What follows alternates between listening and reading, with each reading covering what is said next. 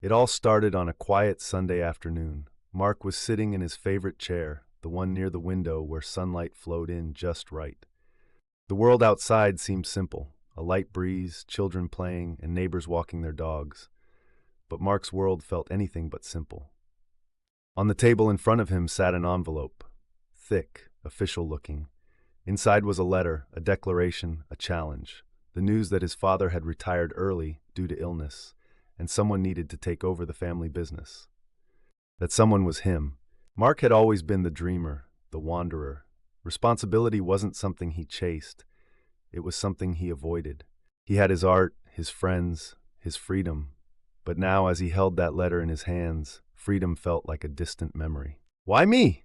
Mark whispered to himself, as if the quiet room could answer.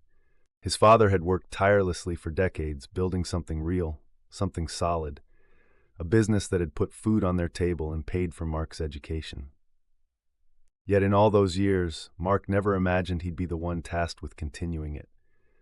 Running a business meant schedules and budgets, meetings and decisions, things that terrified him. He liked to paint, to lose himself in creativity, not spreadsheets. Days turned into weeks, and the weight of the decision began to eat away at him. Every phone call from his mother felt heavier. "What will you do?" she would ask gently, yet there was no pressure in her voice, only hope.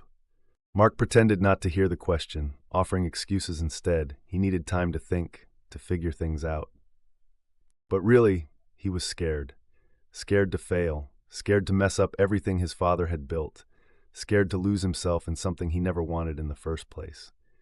One morning, as he sat staring at an easel, brush in hand but unable to paint, his phone buzzed.